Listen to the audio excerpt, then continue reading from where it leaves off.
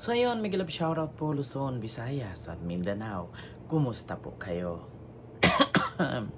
So ito po nga ang nangyari mga kababayan.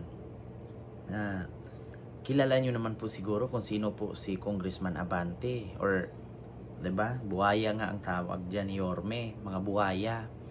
Oo, alam niyo po kung bakit? Kung napanood niyo po yung Quadcom hearing, ay nireal talk po yan ni Digong. Sabi ni Digong, kayong mga congressman, nung tumakbo kayo pagka congressman, ang mga relo ninyo seko. Oh. Nung nanalo kayo pagka congressman, ang mga relo ninyo Rolex na.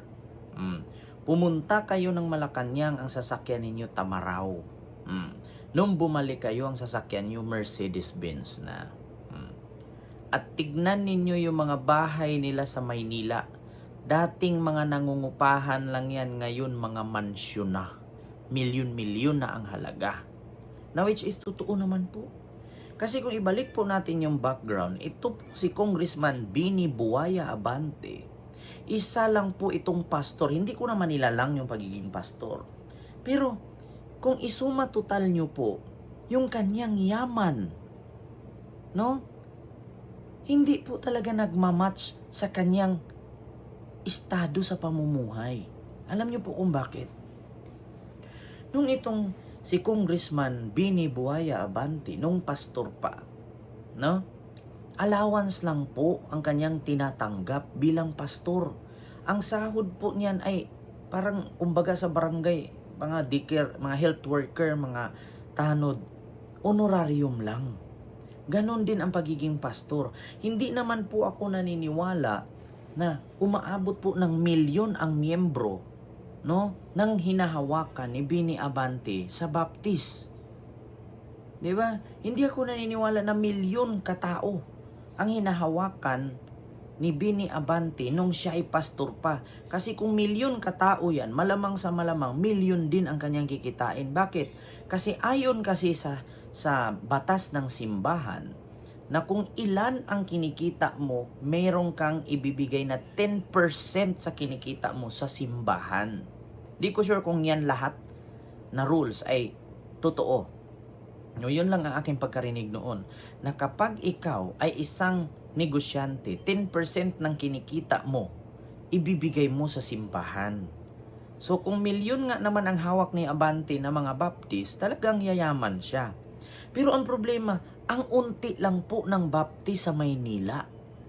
Hindi po umaabot sa District 6 ni Abante, hindi po umaabot yan ng 5,000 ang Baptist dyan. Pinakamarami na nga yung 100 sa simbahan nila. So how comes na milyon-milyon ang pera niya? Samantalang nung Baptist pa siya, hindi naman siya ganyan karangya. 'Di ba? Kaya ito nga sa kasawiang palad, maraming nagalit na supporter ni Isko dahil sa sinabi ni Abante kay Isko. Alam nyo ba anong sinabi ni Abante kay Isko? Ito, panoorin nyo po, pakinggan nyo. Yung anay, walang ginawa kundi manira. Ang anay, sisirain ang tahanan ng Maynila. Diba? Nakita nyo? Alam ba nito kung anong pinagsasabi niya? Si Abante ginamit ang Manila para merong makurap pastor pa naman. Sabi doon sa nagpost. Ang sabi niya dito, si Isko po ang pinaparinggan niya. Ang anay ang sisira sa Maynila. Pero hindi niya inisip na yung anay na sinabihan niya or sinabi niyang anay, yun yung nakapagpaganda, no, sa lugar na kung saan siya congressman. Hindi niya iniisip na yung anay na sinabi niya, yun yung nakapagpatayo ng hospital, paaralan, na kung saan dapat si Congressman Abante ang may gawa niyan, hindi si Yorme. 'Di ba? Sa amin sa probinsya, yung mga nagpapagawa ng kalsada, covered court, eskwelahan, hospital, mga congressman. Samantalang dito sa Maynila, si Isko mayor, alkalde ng Maynila ang nagpapagawa. Tapos ngayon biglang sabihan ni Abante na anay. So kung anay si Isko, ano ang tawag sa'yo? Ilang termino ka na? Nga? 2 beses ka nang naging congressman. 6 years ka nang namuno bilang congressman. Pero maitanong ko lang, puro ka lang feeding program. Di ba? Hindi pa araw-araw. Okay lang sana kung araw-araw yung feeding program. Iisang beses lang sa 6 na buwan. Tapos tinatawag mo yung sarili mong congressman. What the hell? Di ba? Tapos ngayon huhusgahan mo si Isko, anay nasisira sa Maynila. Hindi ka ba nanalamin? Tignan mo, tumanda ka na pagiging congressman pero wala ka pa ring nagawa sa iyong nasasakupan. Buwa ka ng ina. Isa kang buwaya. Di ba? At dahil dyan, wag na po kayo mag-alala mga taga-distrito 6. Huling termino na lang niya yan. Huling takbo na yan ni Bini. Buwaya Abante. Papalitan nyo na yan kay Congressman Joey Uy. Alam nyo kung bakit? Si Congressman Joey Uy, sa tagal na nagserbisyo, actually, magkasing sabayan sila ni Abante. Sa tagal na nagserbisyo ni Congressman Joey Uy sa Distrito 6 at bilang isang city councilor ng Maynila, hindi po natin makakalimutan yung kanilang ginagawa. Kung tatanungin lang natin, mas kilala pa nga si Joey Uy kaysa kay Abante. Bakit? Si Joey Uy noon pa man, nakikilala na natin yung tumutulong na mimigay. Itong si Abante, nakilala ko lang tong namigay pero gamit-gamit pa rin yung relihiyon niya. Alam niyo kung bakit ganito May isang beses na nakasali ako sa feeding program niya, pumunta ako. Hindi pa ako vlogger at that time. Doon sa District 6. Alam niyo bakit? Nag-feeding program. Pero hindi pa rin mawawala sa kanyang feeding program ang pagiging baptist. Kailangan magbalik loob sa Panginoon. Parang yung mga Manilenyo sa Distrito 6, parang kino-convince niyang sumanib, no, sa kanyang relihiyon na tinatawag na baptist. Kasi habang nagpa-feeding program, gamit ang pera ng bayan bilang congressman, sinisigwi niya, pinapasok niya doon yung pagiging relihiyon niyang baptist. Bago umpisahan ang feeding program, mangko-convince mo na yan.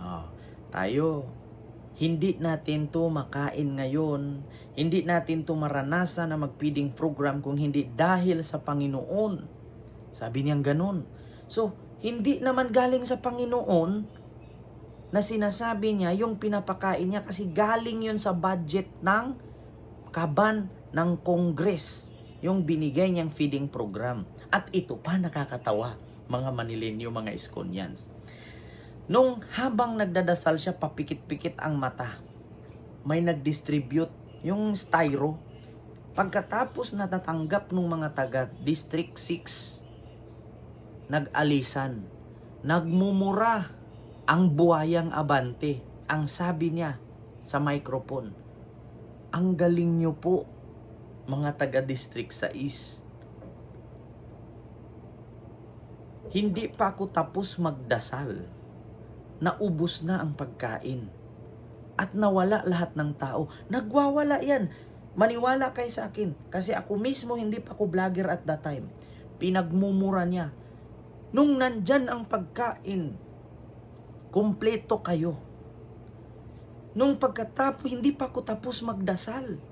Nawawala kayong lahat. Sino ba namang makinig sa kanyang sinasabi na instead kumain ka ng matiwasay, kumain ka ng dalisay, makakarinig ka na kailangan nyo magbalik loob. Kasi kapag maniwala kayo sa salita ng Diyos, maliligtas kayo. Ibuwa ka ng inagutom na yung mga tao, pinapaantay mo, magwawali-wali ka pa. Pera naman ng Congress yung kinuha mo at pinakain mo, hindi man pera ng simbahan mo. Di ba? Nagwawala siya. Nagwawala, nakakatawa nga eh. Kaya nga sabi ko sa inyo, palitan nyo na yan. Huling takbo na yan. Oo, kahit nga sa Congress, nakita nyo ng Quadcom, ginagamit pa rin yung Panginoon. Pastor, tas rapist. My God. So ito, mga kababayan, huling takbo ni Bini Buaya Abante na to. Palitan nyo na at iboto nyo si Congressman Joey Uy ng Your Miss Choice. So yun lamang po yung aking reaction video.